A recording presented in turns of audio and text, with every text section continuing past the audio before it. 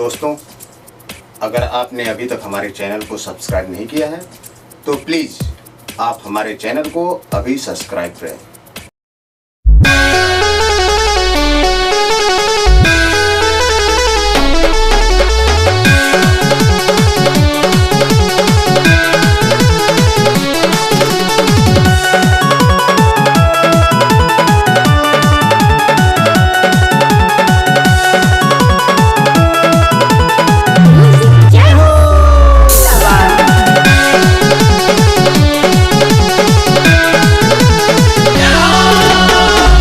शिहिर चले पुरुआ पवनवा, निमिया के डाल पर डाल के झूलनवा।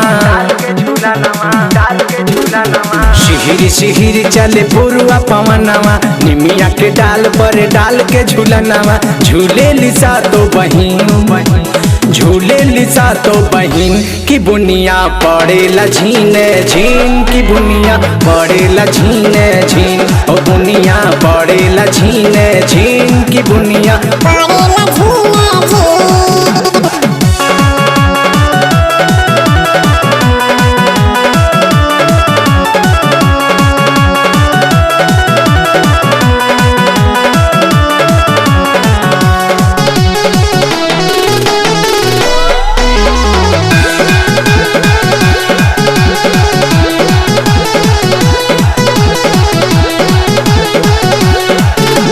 वैष्णो झूले बम्बा झूले झूले जीवदानी, मैहर वाली माई संगे शीतला भवानी।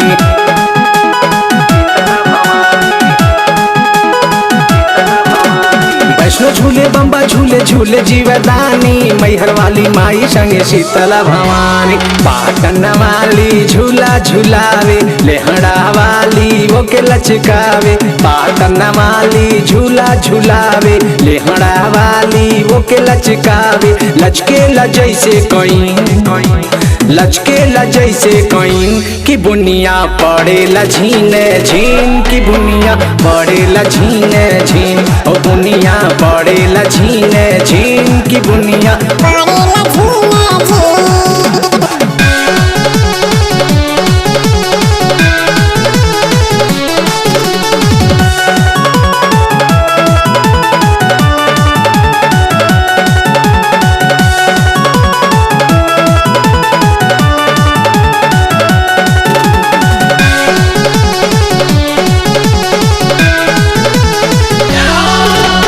कौनो बहिन काली बाड़ी कौनो बहिन गोरी, चनन पिढ़ैया रहे चनी लगल डोरी।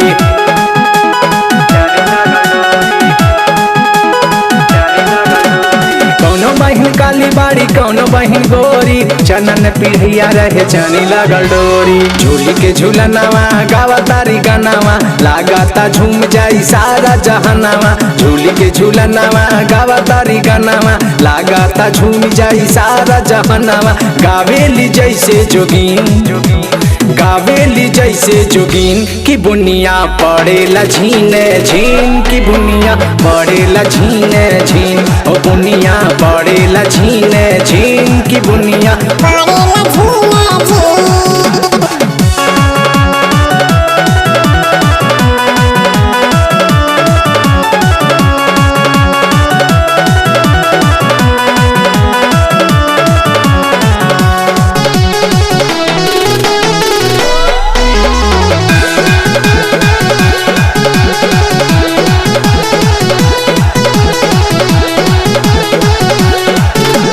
केहू मांगे रथ कराही, केहू गोल हो, केहू मांगे नारियल चुनरी, केहू मांगे फूल हो।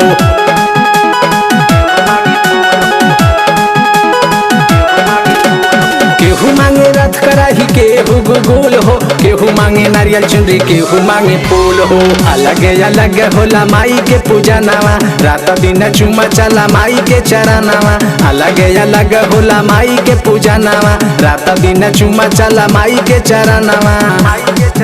माधो में माँ चुना रात दिन, माधो में माँ चुना रात दिन, की बुनिया पड़ेला झीने झीन, की बुनिया पड़ेला झीने झीन, ओ बुनिया पड़ेला झीने झीन, की बुनिया पड़ेला झीने झीन। शिहिर शिहिर चले पुरुआ पवनवा, डाल पर डाल के झूला नवा, शिहिर शिहिर चले पुरुआ पवनवा, निमिया के डाल पर डाल के झूला नवा। झूले लिसा तो बहिन, झूले लिसा तो बहिन की बुनिया पड़ेला झीने झीन, की बुनिया पड़ेला झीने झीन, ओ बुनिया पड़ेला झीने झीन, की बुनिया पड़ेला झीने झीन। हेलो दोस्तों, अगर आप एक अच्छे राइटर हैं और आप चाहते हैं कि आपकी उस कहानी पे एक अच्छी शॉर्ट फिल्म बनाई जाए, तो आप अपनी कहानी को अभी हमें हमारे इस पते पर भेज सकते हैं। अगर आपकी कहानी हमें पसंद आती है तो आपकी उस कहानी पर हम एक अच्छी शॉर्ट फिल्म बनाएंगे। और दोस्तों, अगर आपकी उस शॉर्ट फिल्म पे अच्छे व्यूअर आते हैं तो हम आपको उचित इनाम देंगे। तो दोस्तों, हमें जवाबी लिफाफे के साथ आप हमारे इस पते पर अपनी कहानी को अभी भेजिए।